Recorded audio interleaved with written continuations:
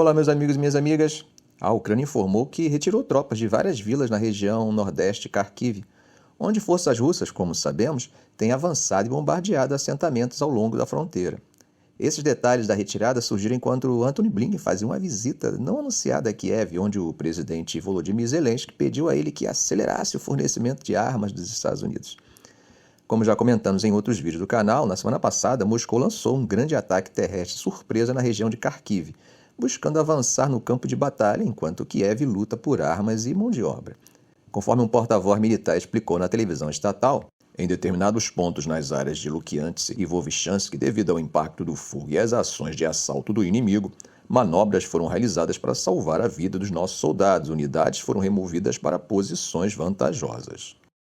Zelensky adiou todas as viagens ao exterior, o que demonstra que a situação no campo de batalha continuou a se deteriorar na quarta-feira, e Kiev informou que a infantaria russa entrou na cidade fronteiriça de Vovchansk, na cidade de Kharkiv. A captura da cidade, a 5 km da fronteira, seria o ganho mais importante da Rússia desde que ela iniciou uma incursão na região de Kharkiv na sexta-feira, abrindo uma nova frente e forçando Kiev a enviar reforços.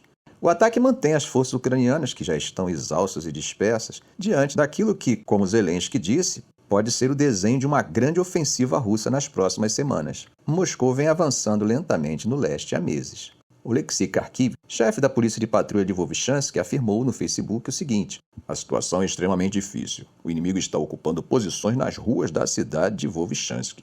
Um porta-voz do exército ucraniano disse que a decisão de recuar foi em consequência do fogo russo e da ação de assalto e tomada com o objetivo de preservar a vida dos militares ucranianos.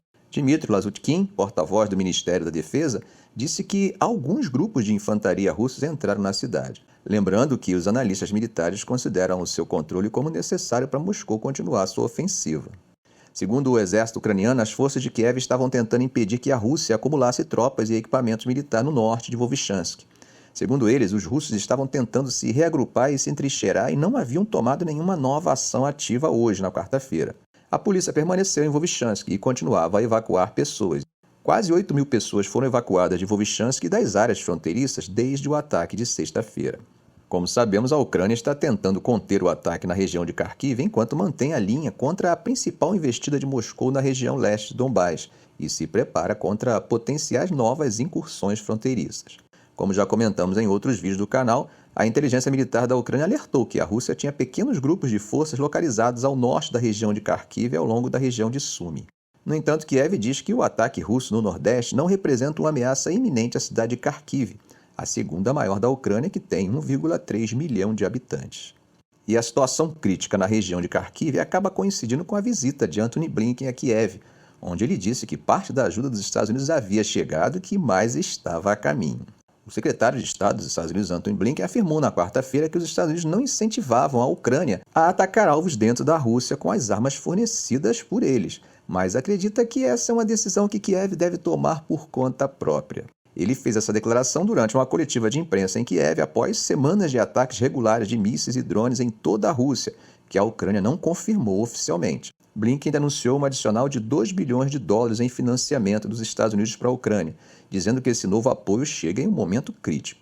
Falando ao lado do ministro das Relações Exteriores da Ucrânia, Dmytro Kuleba, Blinken acrescentou que o apoio visa investir na base industrial da Ucrânia. Por falar em arma dos aliados atingindo o território da Rússia, o Ministério da Defesa russo informou na quarta-feira que suas forças aéreas destruíram 10 mísseis de longo alcance, os Atak-MS, que foram lançados pelo exército ucraniano durante a noite em direção à Crimeia. A declaração publicada no aplicativo de mensagens Telegram não especificou se houve danos como resultado do ataque. No entanto, o governador nomeado pela Rússia do porto de Sevastopol disse que destroços de mísseis caíram em uma área residencial. Como vocês já sabem, a Rússia anexou a Crimeia da Ucrânia há 10 anos, em 2014, no contexto pós-revolução Euromaidan. Recentemente, Moscou tem afirmado que a Ucrânia começou a usar os ataques MS fornecidos por Washington. Um funcionário dos Estados Unidos disse na terça-feira que os ataques MS e interceptores de defesa aérea aprovados pelo presidente Joe Biden em 24 de abril já estão chegando às forças ucranianas. E o Ministério da Defesa russo também informou que 9 drones de ataques e várias outras armas aéreas lançadas pela Ucrânia foram destruídas sobre a região de Belgorod. Acrescentou ainda que 5 drones de ataque também foram destruídos na região russa de Kursk e 3 na região de Briansk. Quando soubemos que Vladimir Putin escolheu a China para sua primeira viagem internacional em seu 5º mandato presidencial, Não foi nenhuma surpresa. Vocês lembram que, de forma similar, Xi Jinping também fez sua primeira visita ao exterior após assumir o terceiro mandato como presidente da China à Rússia, em março de 2023. Esse gesto de reciprocidade realça a profundidade da parceria sino-russa. Um laço fortalecido não apenas pela conveniência política, mas por uma sincronia estratégica nos mais altos níveis de governo. Essas visitas são mais do que meros simbolismos. Elas acabam sendo fundamentais para a manutenção das relações bilaterais entre dois líderes que governam um sistema político altamente centralizado. Encontros de cara a cara entre Xi Jinping e Putin são importantes e acabam refletindo a importância prática dessas interações para ambos os países. Vocês sabem, ao chegar em Pequim em 16 de maio, Putin tem motivos para celebrar. Desde o início da invasão da Ucrânia pela Rússia, o comércio entre China e Rússia cresceu bastante, saltando de 146,9 bilhões em 2021 para 190,3 bilhões em 2022 e atingindo 240 bilhões em 2023. Isso acaba proporcionando a Moscou não apenas uma fonte vital de receitas de exportação, mas também acesso a produtos tecnológicos que se tornaram difíceis de obter devido às sanções internacionais. Mesmo diante de desafios bem importantes em 2022 e 2023, com os contratempos militares na Ucrânia e uma revolta mercenária que ameaçou brevemente seu poder, a estabilidade doméstica do governo de Putin foi reforçada após as eleições presidenciais russas de 2024. Bom, gente, independente de ser um evento altamente controlado, a eleição marcou um período de apreensão intensa, onde a política russa acabou se voltando para questões internas. Agora, com esse obstáculo técnico superado e uma derrota militar na Ucrânia aparentemente evitada, a China parece convencida de que Putin permanecerá firmemente no poder. No entanto, enquanto a profundidade das relações sino-russas se expandem, problemas têm se acumulado nos últimos meses. A China enfrenta um escrutínio crescente e críticas cada vez mais intensas dos governos ocidentais sobre seu papel no conflito ucraniano. Quando Li Hu, o enviado especial da China para a Ucrânia, viajou à Europa em março para conversas de paz que acabaram não avançando muito, ele foi recebido de forma bastante fria. Em todas as capitais europeias visitadas, ficou bem marcado que o apoio da China, ainda que indireto à Rússia, estava prejudicando seriamente as relações sino-europeias. Durante encontros recentes, líderes da União Europeia comunicaram esse ponto diretamente a Xi. Da mesma forma, a secretária de Tesouro dos Estados Unidos, Janet Yellen, e o secretário de Estado, Antony Blinken, dedicaram grande parte de suas visitas à China para criticar os laços de Pequim com Moscou. Mas a tensão crescente entre China e os estados ocidentais está principalmente ligada à cooperação militar contínua de Pequim com Moscou.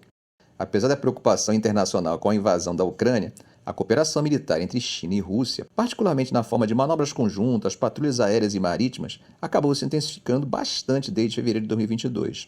Durante uma visita oficial de 4 dias a Moscou em abril de 2023, o então ministro da Defesa da China, general Li Shangfu, anunciou que ambos os países expandirão a cooperação militar, os laços militares técnicos e o comércio de armas, acrescentando que certamente os elevarão a um outro nível. E não podemos esquecer, gente, da crescente briga comercial. Biden acabou de quadruplicar as taxas alfandegárias dos carros elétricos chineses. É óbvio que também haverá retaliação por parte da China a alguns produtos americanos que entram na China. Parece que o protecionismo está vencendo as ideias liberais e o livre comércio.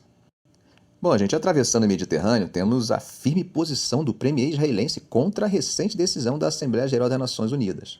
Na ocasião, o representante de Israel na ONU, em cena simbolicamente forte, chegou a triturar um exemplar da Carta de São Francisco, o documento fundador da organização. Veja só o que Benjamin Netanyahu disse. Ninguém nos impedirá, a Israel, de exercer nosso direito básico de autodefesa, nem a Assembleia Geral das Nações Unidas, nem qualquer outra entidade. Bom, enquanto apenas 9 países, como os Estados Unidos, votaram contra, outros 25 preferiram abster-se, ou seja, nem sim nem não. Mas foram vencidos por uma maioria esmagadora de 143 votos a favor. Israel está na contramão de um movimento expressivo em sentido oposto, que vem ganhando força em todo o mundo, e também na União Europeia. Para vocês terem uma ideia, o ministro das Relações Exteriores e vice-primeiro-ministro da Irlanda, Michael Martin, declarou que seu país reconhecerá o Estado palestino ainda esse mês. Em suas próprias palavras, a data específica ainda não está fluida, pois estamos em discussões com alguns países para um reconhecimento conjunto de um Estado palestino. Ficará claro nos próximos dias a data exata, mas certamente será antes do fim desse mês. Em março, líderes da Irlanda, Malta, Eslováquia e Espanha emitiram uma declaração conjunta manifestando a disposição para o reconhecimento. Na semana passada, o chefe da política externa da União Europeia, Joseph Borrell, disse que a Irlanda, Eslovênia e Espanha planejam simbolicamente reconhecer um Estado palestino em 21 de maio, com outros potencialmente seguindo o exemplo.